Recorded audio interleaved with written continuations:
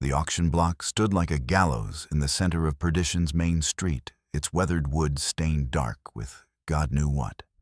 The crowd of 40-odd men pressed closer as the desert wind whipped dust devils around their boots, their voices a hungry growl that made the horses nervous. Mary Cassidy Burns stood chained to the post, 8 months heavy with child, her calico dress torn, and her dark hair matted with grime. But her spine was straight, her chin lifted with a defiance that made some of the men shift uncomfortably. The noon sun beat down mercilessly on the assembled crowd, turning the dirt street into a furnace that shimmered with heat waves. Sweat ran in rivulets down faces burned raw by wind and sun, but none of the men moved to seek shade. They were transfixed by the sight before them, a pregnant woman and 2 children, about to be sold like livestock in the middle of what passed for civilization in the New Mexico territory. Reed Dalton watched from the back of the crowd, his half-Cherokee features hidden beneath a pulled-down hat brim. At 37, he carried himself with the careful stillness of a man who'd seen too much violence and learned to recognize its approach. The Colt .45 on his hip was well maintained, but showed the wear of constant use, and the scar that ran from his left ear to the corner of his mouth gave his face a dangerous cast that made most men think twice about crossing him. He'd seen slave auctions before the war, back when he was young enough to believe the world made sense. This was different, supposedly legal, justified by unpaid debts and territorial law. But the hungry gleam in these men's eyes was exactly the same. The same predatory calculation, the same reduction of human beings to commodity. The auctioneer, a sweaty toad named Crenshaw, mopped his face with a yellow kerchief that had seen better days. His voice carried the practiced boom of a man accustomed to selling everything from cattle to stolen goods. "Gentlemen, what am I bid for this fine breeding stock, experienced mother, proven fertile, another on the way, and 2 young ones included in the lot?" He slapped Cassidy's shoulder like she was a prize mare, and Reed saw her flinch, not from pain, but from the sheer indignity of being handled like an animal. Her children pressed against her skirts, Silas 7 years old with the hollow-chested look of a boy who couldn't breathe right, and Josie barely 5 with a jagged scar running from her left temple to her jaw like a lightning bolt frozen in flesh. The little girl's eyes were too old, too knowing. She'd seen things no child should see, survived things that would break most adults. When she looked at the crowd of potential buyers, there was no fear in her gaze, only calculation, as if she were already planning her escape. $20, called out a man in a cracked leather vest, his voice thick with drink despite the early hour. 25, shouted another, a thin scarecrow of a man with tobacco-stained teeth. The bidding continued, voices rising with the excitement of men competing for a prize they couldn't afford to lose. Reed felt something twist in his chest as he watched Cassidy's face. She wasn't looking at the crowd of potential buyers. Instead, her gaze was fixed on the horizon, as if she could will herself and her children away from this place through sheer force of thought. But there was something else in her expression, a fierce protectiveness mixed with calculation that reminded him of his Cherokee grandmother preparing for war. This was a woman who would fight to her last breath to protect her children, who would endure any humiliation if it meant keeping them alive another day. $30. The crowd pressed closer, their excitement building with each bid. Reed could smell them unwashed bodies, stale whiskey, the sour scent of men who'd given up on civilization long ago. Most of them lived in shacks and lean-tos on the outskirts of town, scraping by on odd jobs and petty theft. The idea of owning a woman and children represented a kind of respectability they'd never known.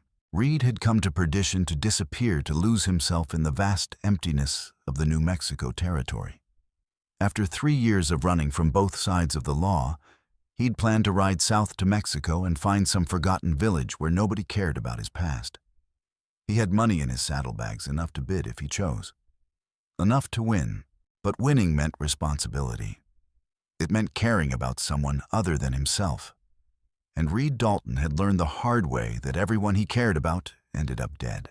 The memories came unbidden faces of people he'd tried to protect, failed to save. His Cherokee family massacred by soldiers when he was barely 16. His partner in the Pinkertons shot down in a Denver alley because Reed had trusted the wrong informant. The family in Tombstone who died because he'd believed in justice more than survival. $40 from the gentleman in the hat. Reed looked up startled. A man near the front was pointing at him, grinning through tobacco-stained teeth. The crowd turned to stare, their faces expectant and calculating. Somehow, without realizing it, Reed had raised his hand. Crenshaw's gavel hovered in the air like an executioner's axe. "Do I hear 45? The crowd was silent. $40 was more than most of these desert rats saw in 3 months. Reed felt their eyes on him, measuring, calculating. A few hands drifted toward gun butts. They decided he was either rich enough to rob or foolish enough to cheat. He could lower his hand, now claim it was a mistake, let someone else buy the woman and children. It would be the smart thing to do, the safe thing. He'd learned long ago that heroic gestures only got people killed. Going once.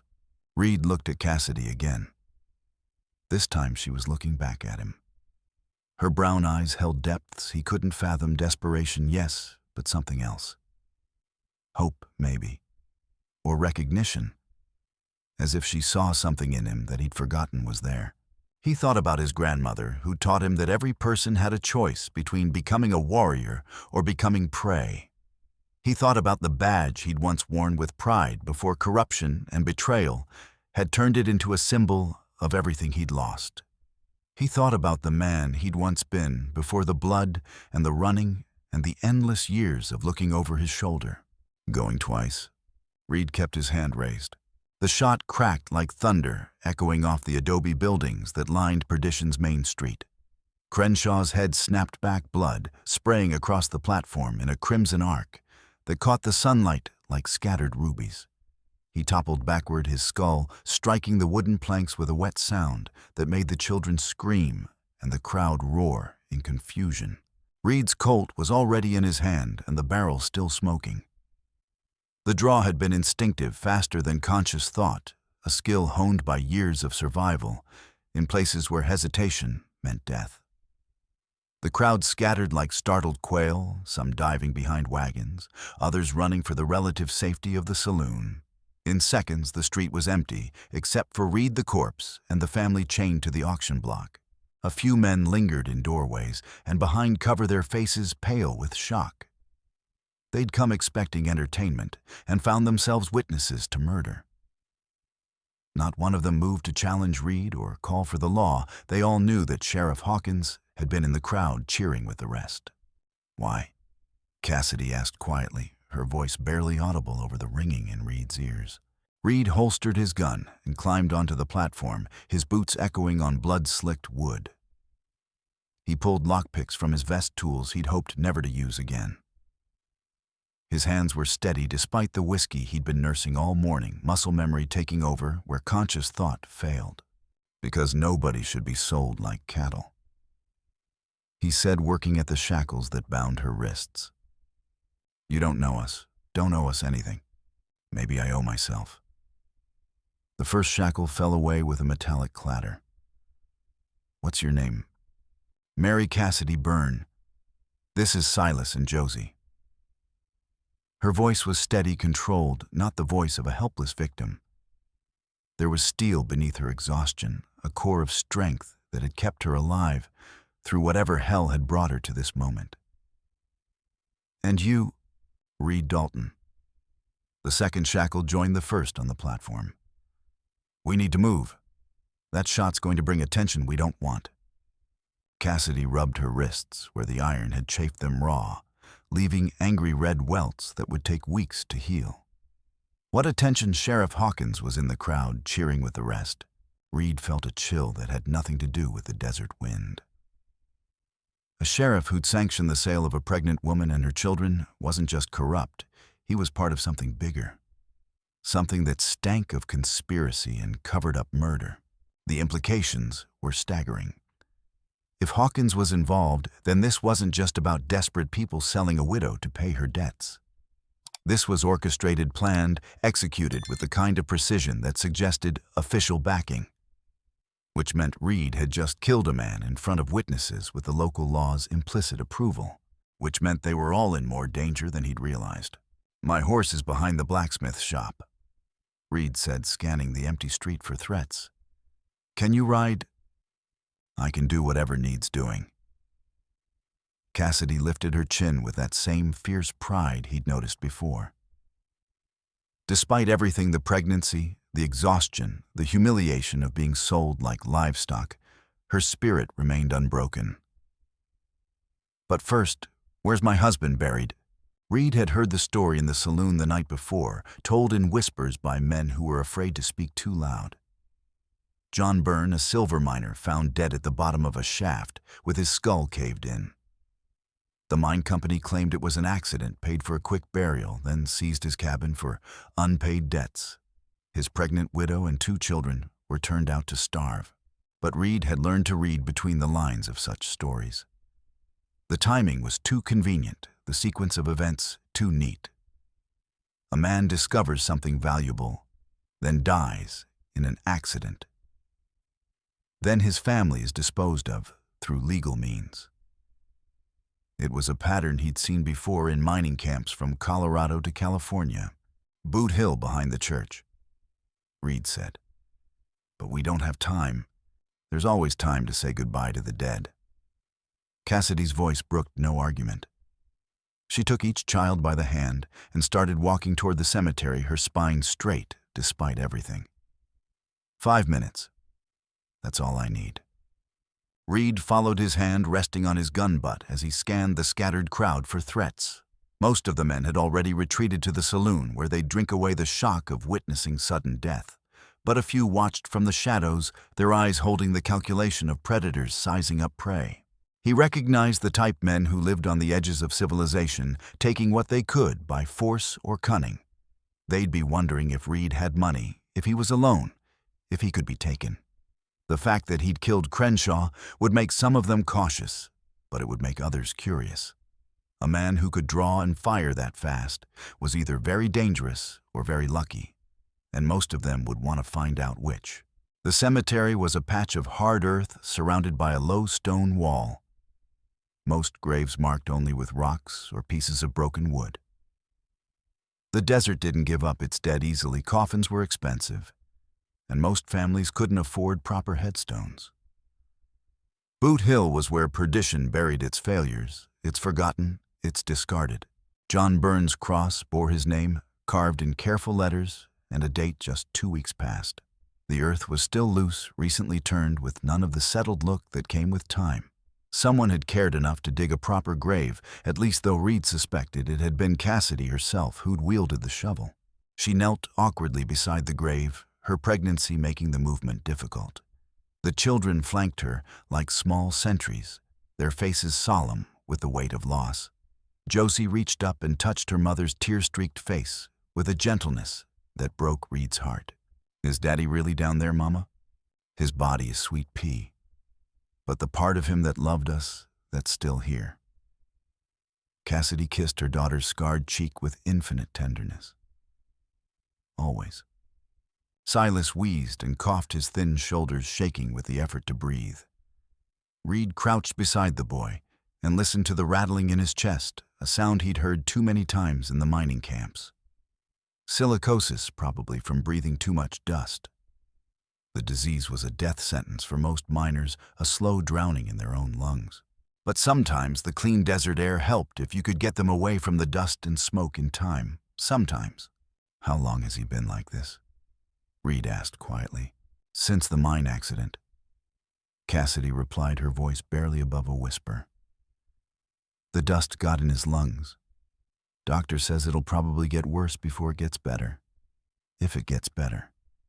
Reed nodded grimly. Another piece of the puzzle. If Silas had been in the mine when his father died, he might have seen something. Might know something that could explain why John Byrne had really been killed. "We need to go." Reed said softly, his eyes constantly scanning their surroundings. Cassidy struggled to her feet, one hand pressed to her lower back. The pregnancy was far advanced, 8 months, maybe more, and the stress of the past weeks had taken its toll. She moved like a woman carrying not just a child, but the weight of impossible choices. "Thank you," she said, meeting his eyes, "for what you did back there. I know you don't owe us anything." Reed met her gaze, brown, flecked with gold, holding a strength that humbled him. There was something about this woman, something that called to a part of himself he'd thought was dead and buried. Maybe it was her courage in the face of impossible odds. Maybe it was the way she protected her children without surrendering her dignity. Or maybe it was simpler than that. Maybe he was just tired of running from everything that mattered. "Maybe I do," he said. They made their way back through town, toward the blacksmith's shop, Reed's senses alert for any sign of trouble. Perdition was built on a series of low hills overlooking the silver mines, a collection of adobe buildings and wooden shacks that had grown up around the first strikes 5 years ago. Most of the buildings showed their age, cracked walls, sagging roofs, windows boarded up or broken. The town was dying, had been dying for years, as the silver veins played out and the easy money moved on to richer prospects. The people who remained were either too poor to leave or too dangerous to be welcome elsewhere. It was the perfect place for someone like Reed to disappear, and the perfect place for someone like Sheriff Hawkins to operate without oversight. His horse Ghost was a sturdy buckskin gelding tied in the shade behind the blacksmith's shop. The animal was one of the few things Reed had left from his old life before everything went wrong in Tombstone. Ghost had been a gift from his Cherokee grandmother, trained in the old way to respond to pressure and voice commands rather than just reins and spurs. The horse had carried him through 3 years of running, never failing, never faltering. Through desert heat and mountain snow, across rivers and through canyons, always steady, always reliable. If Reed had a friend left in the world, it was this horse. "Can you all ride double?" Reed asked, checking Ghost's tack. "We'll manage." Cassidy eyed the horse with the practiced gaze of someone who'd grown up around livestock. "It's been a while since I've ridden, but I remember the basics." Reed helped her onto Ghost's back, supporting her weight as she swung her leg over. The horse stood perfectly still, sensing the need for care. Then Reed lifted Silas up in front of her, the boy weighing almost nothing despite his 7 years. His clothes hung loose on his bony frame, and his skin had the translucent quality that came with chronic illness. Josie climbed up behind her mother with the agility of a child who'd learned to be self-sufficient early. Her small arms wrapped around Cassidy's waist, and she peered over her mother's shoulder at Reed with eyes that held far too much knowledge for someone so young. Reed swung into the saddle and gathered the reins. Ghost shifted under the extra weight, but didn't protest. The horse had carried heavier loads through worse country. They moved slowly through Perdition's back streets, avoiding the main thoroughfares where curious eyes might follow their progress. "Where are we going?" Cassidy asked as they reached the edge of town. Reed had been asking himself the same question. His original plan, ride south to Mexico and disappear, seemed foolish now. A pregnant woman and 2 sick children wouldn't survive a week in the desert. They needed shelter, food, medical attention. The shot came without warning, the bullet striking the water trough beside Reed's head and sending up a spray of splinters. Reed spun in the saddle, his hand dropping to his gun, and felt his blood turn to ice. 5 men on horseback blocked the street behind them, all wearing red bandanas and carrying rifles. Their leader sat a black stallion that danced nervously in place, its eyes rolling white with barely controlled violence. The rider was a tall man in a long coat despite the heat, and half his left ear was missing, leaving only a mangled stub of flesh and cartilage. Reed's blood turned to ice as recognition hit him like a physical blow. He knew that face from wanted posters spanning 3 territories. Virgil Kane, former preacher turned outlaw, known for burning homesteads and leaving no survivors. The man who'd supposedly died in a shootout with federal marshals 2 years ago. But there he sat, very much alive, his pale eyes fixed on Reed with the intensity of a predator that had finally cornered its prey. Reed Dalton. Cain called out his voice, carrying the rhythm of old sermons. Been expecting you. Reed's hand froze on his gun butt. Cain knew him, not just his face, but his name. That was impossible. Reed had been careful, changed his identity, stayed away from his old haunts. How could Cain have found him here in this forgotten corner of nowhere? Don't know what you're talking about, Reed said carefully, his voice steady despite the fear clawing at his throat. Cain laughed, a sound like breaking glass. Oh, but you do. See, we've been waiting for someone to come back for what's rightfully ours. What was stolen from the Lord's work during the war? I don't know anything about any treasure. Maybe not, but she does. Cain pointed at Cassidy, and Reed felt the pieces of a larger puzzle beginning to shift into place. Don't you, widow, burn. Behind Reed, Cassidy's breathing quickened.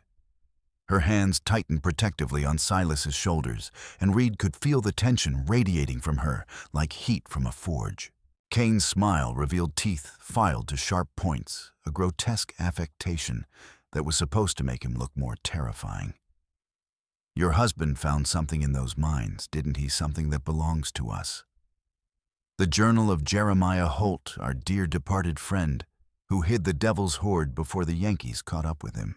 The Devil's Hoard. Reed had heard whispers of it in saloons from Texas to California. Confederate gold supposedly buried somewhere in the territory during the last days of the war. Most people figured it was just a story, but the tales had drawn treasure hunters for years. Men who came looking for easy money and usually ended up as bleached bones in the desert. I don't know what you're talking about, Cassidy said, but her voice lacked conviction. Now, don't lie to a man of God. Cain's voice turned gentle, which somehow made it more terrifying. We know John found Jeremiah's grave when he was digging that new shaft. Took something from the body, something we've been looking for since the war ended. Reed felt the trap closing around them with mechanical precision. This wasn't random. Cain had known they would be here, known about the auction, known about John Burns' discovery, which meant someone in perdition was feeding him information, even if such a journal existed. Cassidy said, it burned with everything else when they evicted us. Cain shook his head sadly, like a disappointed father dealing with a lying child. That's not what we heard. See, we have friends in town. Friends who told us John was smarter than that. Hid his treasure real good before he died. Without warning, one of Cain's men, a lean scarecrow with a drooping mustache, spurred his horse forward and grabbed Josie from behind Cassidy. The little girl screamed as the outlaw dragged her onto his saddle, his dirty hands rough on her small body. Josie. Cassidy reached for her daughter, nearly falling from the horse in her desperation. Cain drew his pistol and pointed it at the child's head with casual indifference. Here's how this works, Breed. You bring us the journal by dawn, or the girl dies. Real slow after we've had our fun with her. Reed's vision went red, a killing rage washing over him like a tide of molten metal. His hand moved toward his gun, but Cain's pistol swung toward him with practiced ease. Wouldn't try that half-breed. Not unless you want her brains painting the street. The slur hit Reed like a physical blow, bringing with it memories of 100 similar insults, 1,000 moments, when his mixed heritage had made him an outsider in both worlds. But he forced himself to stay calm, to think instead of react. Losing control now would get them all killed. Let her go. Reed said, his voice deadly quiet. Take me instead. Now, why would I do that? You're worth more to us dead than alive, thanks to that business in Tombstone. Cain's smile widened, showing more of those filed teeth. But the girl, she's motivation. Tombstone. The word hit Reed like a sledgehammer to the chest. Cain not only knew who he was, he knew about the classified Pinkerton operation that had gone wrong and left Reed a wanted man on both sides of the law. which meant Kane had access to information that should have been buried in government files, which meant this conspiracy went deeper than a simple treasure hunt. Kane holstered his gun and tipped his hat mockingly. "Dawn breed. Bring us the journal, or we start sending pieces of her back to Mama." Beginning with that pretty little scar, the outlaws wheeled their horses and rode out of town in a cloud of dust, taking Josie with them. Her screams echoed off the adobe buildings until distance swallowed them whole, leaving behind only the whisper of wind through empty streets. Cassidy sobbed, her whole body shaking with grief and rage and helplessness. Silas wheezed and coughed, his breathing even more labored from the stress. Reed sat frozen in the saddle, his mind racing through options and finding none that didn't end in death. "We have to get her back," Cassidy whispered. "We will." Reed's voice was steady, but inside, he was calculating odds that made his blood run cold. 5 armed men against 1 ex-detective with a pregnant woman and a sick child to protect. Not good odds. Not good at all. But he'd faced worse odds before and survived. And something about the way Cassidy held her son and the fierce protectiveness in her eyes, even as tears streamed down her face, reminded him why he'd become a lawman in the first place. Before the corruption and the betrayals and the endless rivers of blood. Before he'd stopped believing in anything worth fighting for. "The journal," Reed said. "Did your husband really find it?" Cassidy was quiet for a long moment, her internal struggle visible on her face. Finally, she nodded slowly. "Hidden in Jeremiah Holt's grave. John broke through into the old cemetery when he was digging a new shaft.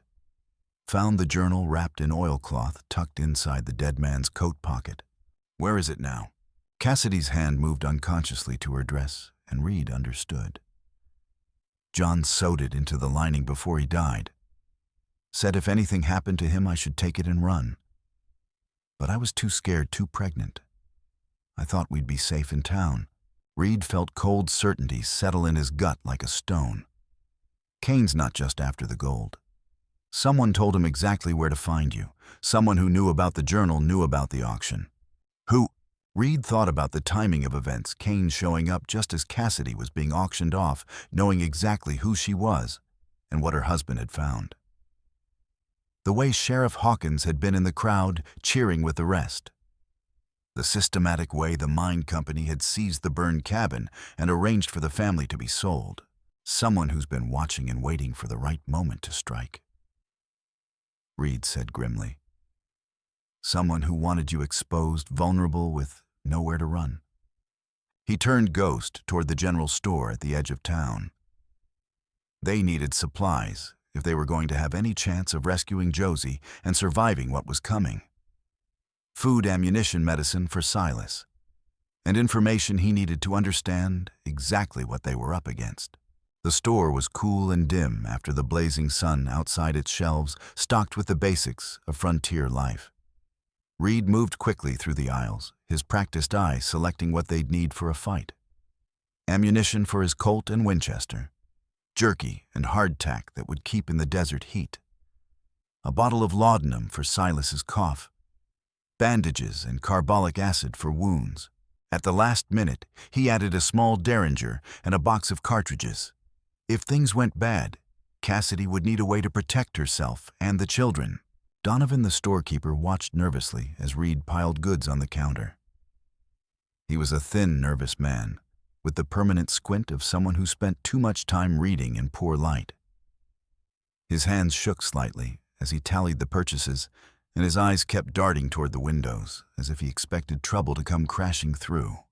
"We heard there was some excitement at the auction," Donovan said carefully. "True about Crenshaw getting shot. True enough." Reed counted out bills from his dwindling roll, noting how Donovan's eyes widened at the sight of so much cash. "You know anything about miners going missing around here?" Donovan's face went pale as old parchment. "Now why would you ask about that?" "Curious. Man hears stories, wonders if they're true. Stories have a way of getting people killed in these parts." Donovan's voice dropped to a whisper, and he leaned closer across the counter. But if a man was to ask around, he might hear tell of folks disappearing after they struck it rich. Might hear tell of accidents that weren't accidents. Reed felt the pieces of the puzzle shifting, forming a picture he didn't like. Anyone in particular behind these accidents? Can't say for certain. But Sheriff Hawkins, he's been buying up a lot of claims lately, paying widows and orphans pennies on the dollar for land that should be worth a fortune. Donovan's hands shook harder as he wrapped Reed's purchases. Course, hard to argue with the price when your husband's been buried and you got children to feed. Where would someone like Kane hole up? Reed asked. Somewhere close enough to watch the town, but hidden enough to avoid patrols. Donovan thought for a moment, his fear warring with his desire to be helpful. There's an old Spanish mission about 5 miles northwest. Been abandoned for 20 years, ever since the Apache cleaned out the priests. Lots of hiding places in those ruins, and it's got water from a spring. Reed nodded and shouldered the bag of supplies. As he reached the door, Donovan called out softly, "Mister, you sure you want to go up against Kane Man's not right in the head? They say he crucified 3 cavalrymen outside Fort Union, left them hanging for the buzzards." "I'm sure," Reed said without turning around. Outside, Cassidy was struggling to keep Silas upright on the horse. The boy's breathing was getting worse, his lips tinged blue from lack of oxygen. The stress and heat were taking their toll, and Reed could see the fear in Cassidy's eyes as she watched her son fight for each breath. "How long until the laudanum helps?" she asked as Reed swung into the saddle behind them. "An hour, maybe less. But we need to get him somewhere with clean air, away from the dust." Reed guided Ghost through the back streets, heading for the edge of town. "The mission first. Scout it out, see what we're facing." And then, Reed didn't answer immediately. The truth was, he didn't have a plan beyond keeping them alive until morning. Kane held all the cards, Josie's superior numbers knowledge of the terrain. Reed had his skills and his determination, but against 5 armed men in a fortified position, that might not be enough. But as they rode toward the hills northwest of town, Reed found himself thinking about the chain of events that had brought them together. The auction, Kane's timely arrival, Sheriff Hawkins's convenient absence from law enforcement duties. It all felt orchestrated, as if they were players in someone else's game. The question was, who was really calling the shots, and what did they ultimately want? The answers Reed suspected lay in whatever John Byrne had found in Jeremiah Holt's grave. Something valuable enough to kill for important enough to risk exposing a conspiracy that had been years in the making. As they climbed into the hills, leaving perdition's dust and decay behind them, Reed made a silent promise to the dead man, buried in Boot Hill. He would protect John Byrne's family, no matter the cost. He would see justice done, even if it meant sacrificing everything he had left. It was the least he could do for a man who died trying to expose the truth. And maybe, just maybe, it would be enough to redeem a soul that had been lost in the desert for far too long. The Spanish mission of San Miguel squatted in the shadow of a red rock mesa like a cancer on the desert floor. What had once been a place of worship and sanctuary was now a ruin of crumbling adobe and broken dreams. The walls were pocked with bullet holes from Apache raids and outlaws' gunfights. The roof collapsed in several places, exposing wooden beams blackened by old fires. The bell tower still stood a skeletal monument to abandoned faith, its bronze bell long since stolen or melted down for ammunition. Weeds and scrub brush had taken root in the courtyard, and the remains of religious frescoes on the interior walls were so faded and water-stained that the faces of saints looked more like the visages of demons. Reed studied the compound through his field glasses from a ridge half a mile away, the afternoon sun beating down on his back like a forge hammer. Smoke rose from the main chapel, indicating a cook fire inside. 5 horses grazed in what had once been the mission garden, their reins tied to posts that might once have supported grapevines or fruit trees. No obvious sentries, but Kane was too experienced to leave his flanks unguarded. Reed swept the glasses across the compound, methodically looking for the telltale glint of metal that would betray a hidden rifleman. There, a brief flash from the bell tower. Another from a collapsed section of wall that provided perfect cover for a sniper. "Can you see her?" Cassidy asked. She sat beside him in the shade of a boulder, cradling Silas in her arms. The boy's breathing had eased slightly after a dose of laudanum, but his face was still pale and drawn, his small body racked by occasional coughing fits. "Not yet, but they're there." Reed collapsed the field glasses and slid them back into his saddlebag. "5 horses cook fire at least 2 sentries that I can spot. They're settled in for the night, waiting for us to come to them." "So what do we do?" Reed had been wrestling with that question for the past hour. A frontal assault was suicide 5 armed men in a fortified position against 1 man with a pregnant woman and a sick child to protect. Waiting for dawn meant gambling with Josie's life, trusting that Cain would keep his word about not harming her until then. But there might be another option if Reed was willing to take the biggest risk of all. "The journal," he said. "I need to see it." Cassidy hesitated her hand, moving protectively to her dress. The weight of the hidden book was obvious now, that Reed knew what to look for: a rectangular bulge sewn into the lining with careful, desperate stitches. "John made me promise never to show it to anyone," she said. "Said it would only bring death and trouble. Your husband was right. But Josie's life depends on it now." Reed met her eyes, seeing the internal struggle written across her face. "I need to know what we're really dealing with." After a long moment, Cassidy began working at the seam of her dress. The stitching was careful and professional, the work of a man who'd known his time was limited and wanted to ensure his family's survival. She pulled out a small leather-bound book, its pages yellow with age and stained with moisture from years in the mine's damp air. Reed opened it carefully, mindful of the fragile binding.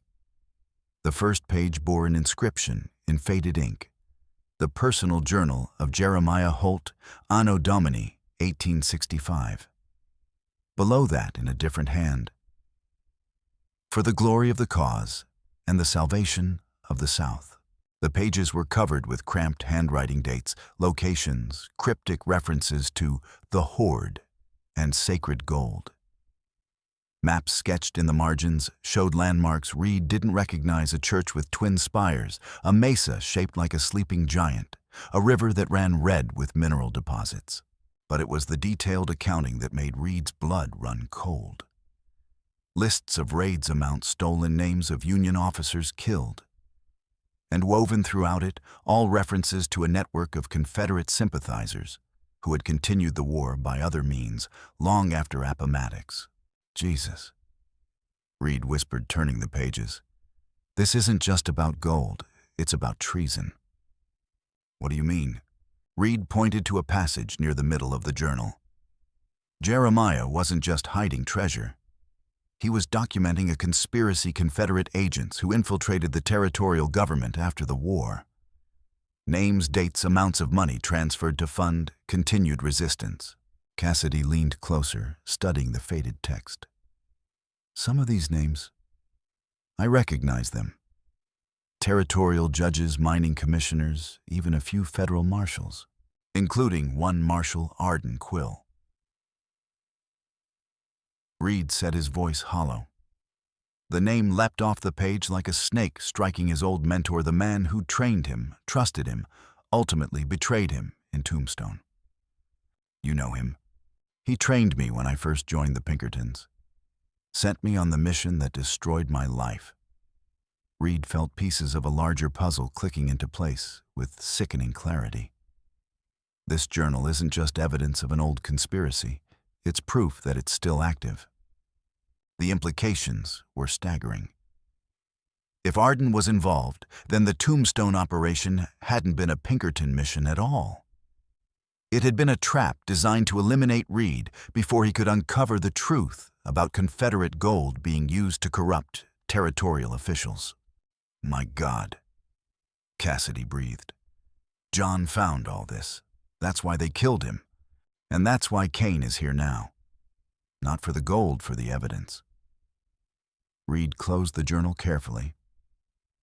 This could bring down dozens of officials, expose a conspiracy that reaches all the way to Washington. Then we have to get it to the authorities. Reed almost laughed, but there was no humor in it. What authorities? According to this, half the territorial government is compromised.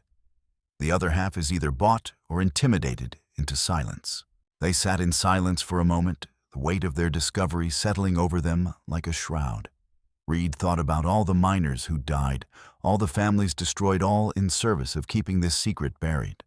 The scope of it was breathtaking, a shadow war that had continued for 15 years, funded by stolen gold and protected by corrupted justice. There is one person we might be able to trust, Reed said slowly. Colonel James Martinez at Fort Sumner. He's career Army, been out here since before the war. If anyone's clean, it would be him. That's a 3-day ride from here. I know. But if we can get this journal to him... Reed? Cassidy's voice was soft but urgent. Look. Reed followed her gaze toward the mission and felt his heart sink.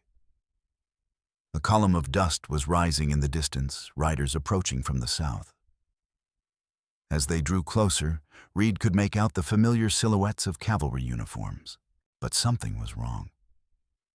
The patrol was too small, only 4 men, and they were riding hard like men running from something rather than conducting a routine patrol. Through his field glasses, Reed watched the riders approach the mission. Kane's men emerged from cover to meet them, but there was no hostility, no defensive posturing. Instead, there was the easy familiarity of allies meeting allies. Son of a bitch, Reed whispered. What is it? Those aren't cavalry coming to rescue us. They're part of the conspiracy. Reed watched as one of the uniformed men dismounted and walked toward the chapel, moving with the confident stride of someone in command. Kane's not working alone. He's got federal backing. The full scope of the trap became clear to Reed in that moment. The auction, Kane's convenient appearance, even the cavalry patrol, all of it, orchestrated to flush out the journal and eliminate anyone who knew about it. They weren't just fighting outlaws. They were fighting a shadow organization with unlimited resources and official sanction. We have to go, Reed said, already moving toward Ghost. Now. What about Josie? Reed felt his heart break at the desperate hope in Cassidy's voice. We'll come back for her. But first, we need to get this journal somewhere safe. It's the only thing keeping us alive right now. They mounted quickly, Reed helping Cassidy and Silas onto Ghost's back before swinging up behind them. The horse sensed the urgency, dancing nervously as Reed gathered the reins. Where are we going? Cassidy asked. Fort Sumner. It's our only chance. Reed spurred Ghost into motion, the horse's powerful stride eating up ground as they rode away from the mission. If we can get this evidence to Colonel Martinez... The shot came from behind them, echoing off the canyon walls. Reed looked back to see riders pouring out of the mission. Not just Kane's original men, but the uniformed soldiers as well. 8 men in total, all armed, all determined to stop them from escaping. Hang on, Reed shouted, leaning low over Ghost's neck as bullets whined past their heads. The chase that followed was a nightmare of dust and gunfire and desperate flight. Ghost was a good horse, strong and sure-footed, but he was carrying 3 people across rough terrain while being pursued by fresher mounts. Reed could hear the hoofbeats getting closer, could feel the breath of the pursuing horses on his neck. A bullet creased Ghost's flank, drawing blood and making the horse stumble. Reed managed to keep them in the saddle, but he could feel Ghost's stride faltering. They weren't going to make it to Fort Sumner. They weren't even going to make it out of the canyon. They're there. Cassidy pointed ahead to where a narrow side canyon branched off from the main channel. We can hide in there. Reed yanked on the reins, sending Ghost scrambling up the rocky slope toward the hidden passage. Behind them, their pursuers' shouts echoed off the canyon walls as they spotted the maneuver. The side canyon was barely wide enough for a horse and rider, its walls rising straight up on either side, like the jaws of a stone trap. Reed guided Ghost deeper into the passage, hoping it would lead to another exit, another chance. Instead, they found themselves facing a solid rock wall, a dead end. "Reed," Cassidy whispered, her voice tight with fear. "I know." Reed dismounted quickly, his mind racing through options. The canyon walls were too steep to climb, especially with a pregnant woman and a sick child. And behind them, the sound of approaching hoofbeats grew louder. They were trapped. Reed pulled the Winchester from its scabbard and checked the action. 15 rounds in the magazine plus the 6 in his Colt. Against 8 men, it wouldn't be enough. But maybe he could buy Cassidy and the children time to hide, time to Reed Dalton. The voice echoed off the canyon walls, cultured and familiar. "Come out and we'll make this quick." Reed knew that voice. Marshal Arden Quill, his old mentor, the man who'd sent him to die in Tombstone. The man whose name was written in Jeremiah Holt's journal as a Confederate conspirator. "Go to hell, Arden," Reed shouted back. Laughter echoed off the stone walls. "Still got that Cherokee temper, I see. Always did think with your emotions instead of your head. That's why you were so easy to manipulate." The words hit Reed like physical blows. Tombstone was a setup from the beginning. Of course it was. You were getting too close to the truth about the gold shipments. Had to be eliminated before you could piece it all together. Arden's voice carried the casual tone of a man discussing the weather. "Nothing personal, Reed? Just business. What about the family I was supposed to protect? The children who died because I wasn't there. Acceptable casualties. The cause requires sacrifice from all of us." Reed felt rage building in his chest like a tide of molten steel. The family in Tombstone, a federal judge and his wife and children, had died while Reed was chasing false leads provided by Arden. He'd blamed himself for their deaths, carried the guilt for 3 years of running.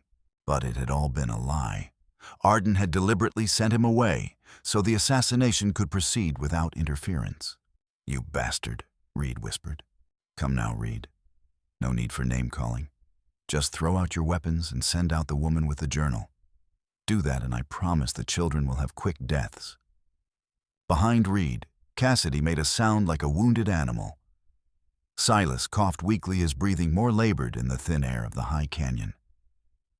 And somewhere in the mission ruins, Josie waited for rescue that might never come. Reed closed his eyes and tried to think. There had to be a way out, some angle he was missing. He'd been in worse situations before and survived through luck, skill, and sheer stubborn refusal to quit. But this time felt different. This time the enemy knew him too well, had planned too carefully. They had unlimited resources, official backing, and 15 years of practice at covering their tracks. What did he have? A pregnant woman, a sick child, and a journal that would be meaningless if he couldn't get it to someone who would act on its contents. Then Reed heard something that changed everything. The distant sound of a bugle call echoing across the desert from the direction of Fort Sumner. A cavalry patrol riding hard toward the sound of gunfire.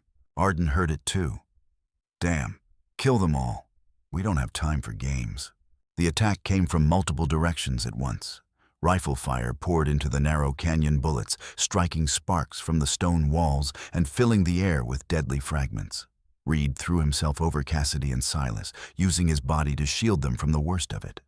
"The journal," he shouted over the gunfire. "Hide it." Cassidy pulled the leather-bound book from her dress and looked around desperately for a hiding place. The canyon walls were smooth stone, offering no obvious cracks or crevices. But Ghost, panicked by the gunfire, was rearing and plunging, his hooves striking the ground. There. Cassidy pointed to a small depression in the canyon floor, probably carved by centuries of flash floods.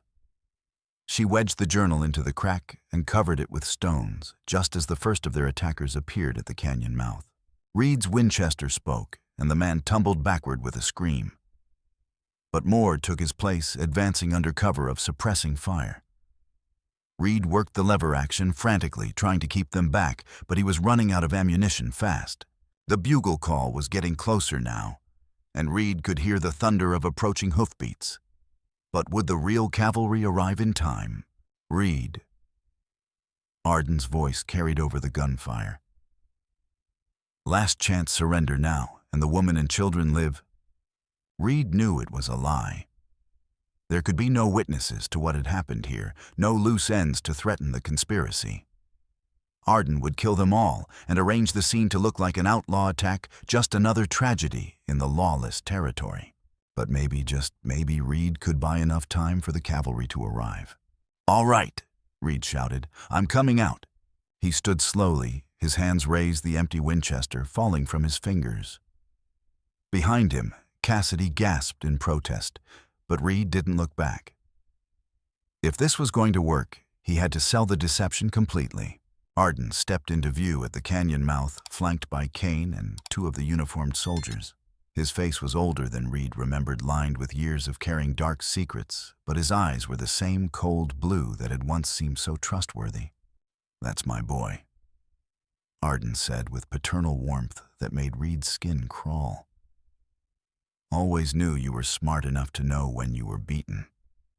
Reed walked slowly toward the canyon, mouth, his hand still raised. 20 feet? 15? 10. Close enough. The derringer he'd palmed from his boot spoke twice in rapid succession. The first shot took Kane in the chest, sending him spinning into the canyon wall. The second caught one of the soldiers in the throat, dropping him like a stone. But Arden was faster than Reed had expected.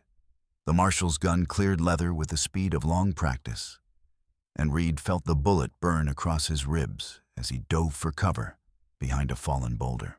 The cavalry bugle was very close now, maybe half a mile away. But Arden knew it too, and desperation made him reckless.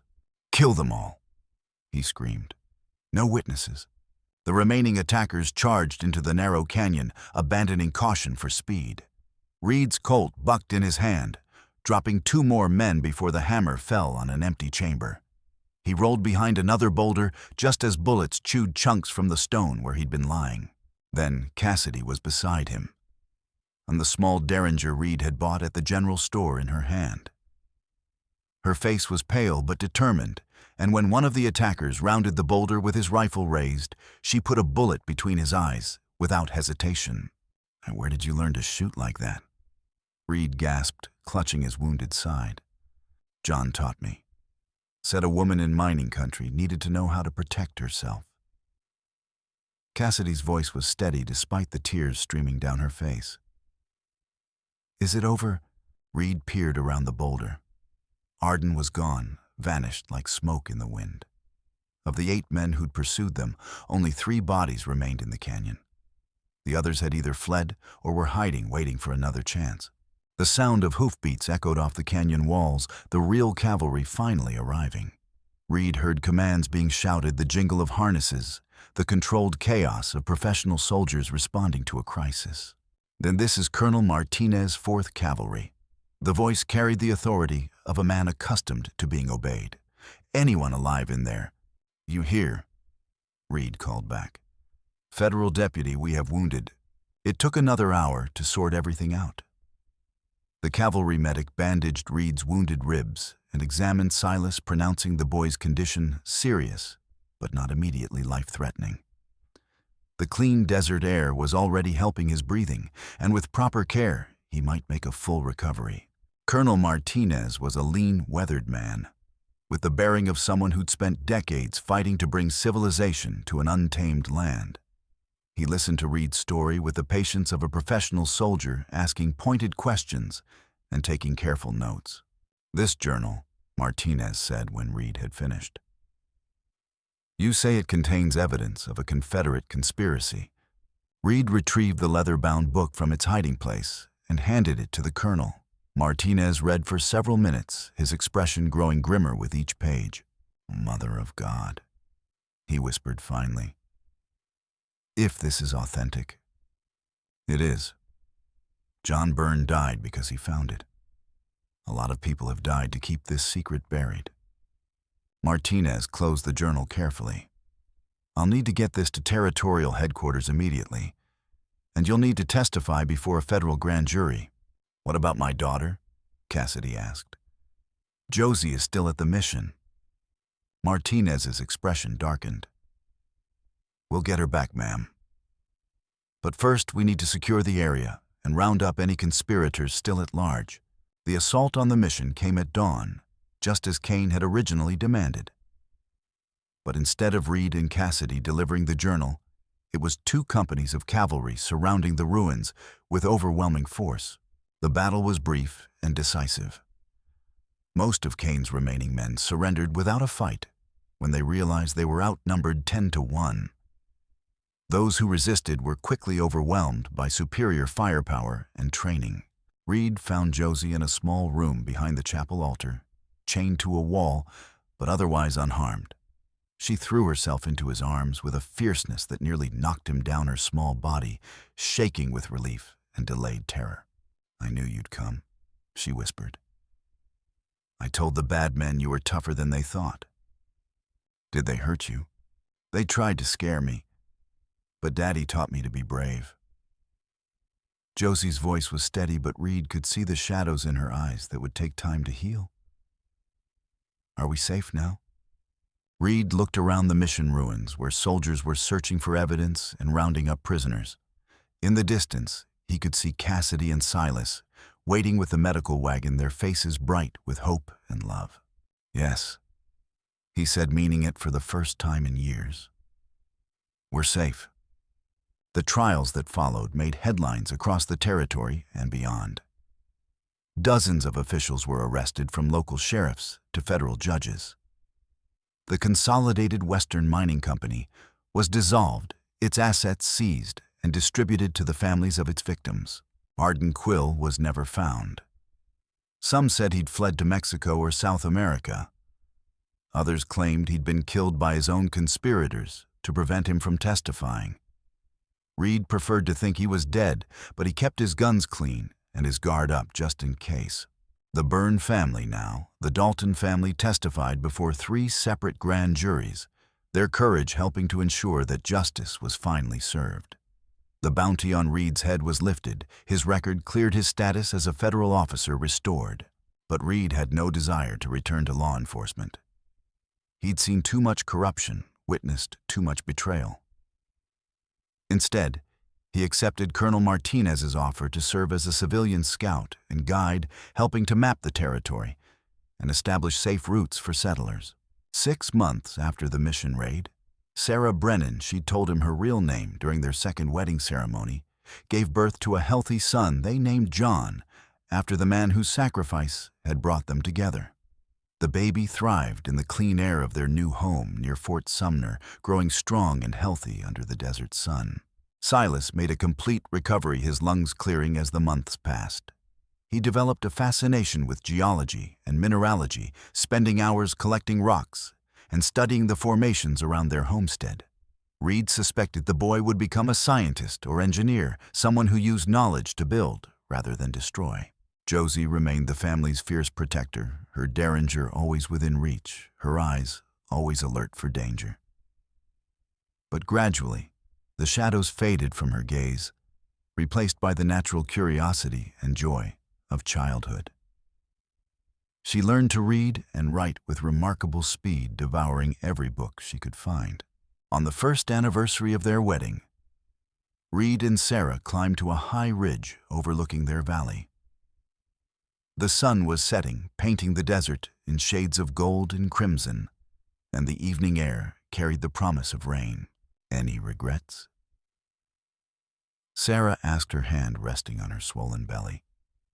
Their second child was due in the fall. Reed looked down at their homestead where Silas and Josie were feeding the horses, and little John was taking his first unsteady steps in the yard. He thought about the journal they'd found, the conspiracy they'd exposed, the justice they'd helped achieve. But mostly, he thought about the choice he'd made in Perdition's dusty street, the decision to raise his hand at an auction and bid on something more valuable than gold. "None," he said, and meant it with every fiber of his being. In the distance, a coyote pack began their evening song, their voices rising and falling like a hymn to the gathering darkness. But there was no loneliness in their call tonight, no sense of isolation or loss.